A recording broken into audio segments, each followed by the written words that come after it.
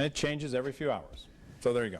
Thanks, Mike. In today's Financial Focus, Steve Budin's here to discuss the latest financial news, and Fed Chairman Ben Bernanke came out and made a few comments this morning. He did. He basically told the markets, I have your back. There you go. Which is why you see the stock market in particular doing real well this morning. Bernanke was giving, the Fed Chairman, Ben Bernanke, was giving some comments about the current state of the economy, and he was basically saying that we're going to continue to keep interest rates low. We'll continue to flood the market with money as long as we have to keep the economy going. I think what he's afraid of is what we call a double-dip recession, where the economy is finally showing some footing and some strength. We don't want to see it revert back to where it was before. The question, that the tightrope he has to walk is, at some point they have to begin to pull some of the stimulus back.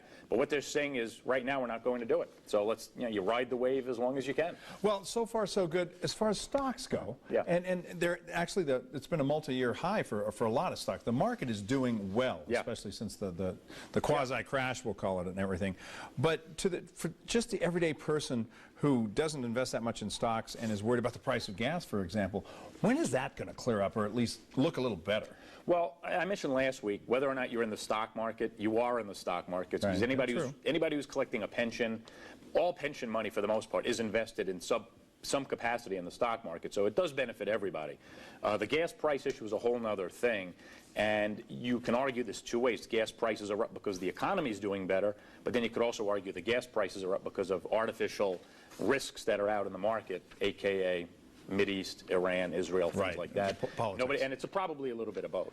Now, something that isn't up right now is the bond market. Yeah. And you've been talking about that and warning us, and actually Mr. Bernanke's a little upset with the bond market at the moment, too. Yeah, he is. The bond market, to me, like I've said before, it gives you a little bit of a better indication. You know, the stock market's going up, but interest rates are not going up either. No. And you can't have it both ways. Bernanke's trying to thread a needle here.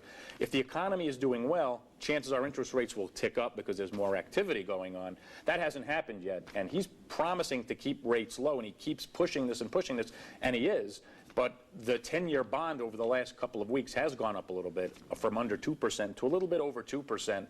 Now, it doesn't sound like a big gain, but the bond market is beginning to see some inflation coming in, and he's not happy about that. Something stock traders, politicians, salesmen deal with is perception versus reality. Yes. And it's a juxtaposition here. Yeah, and again, what we're finding here is the stock market's up, interest rates are staying low, but you're not getting real volume in the market. No. So there's really not much conviction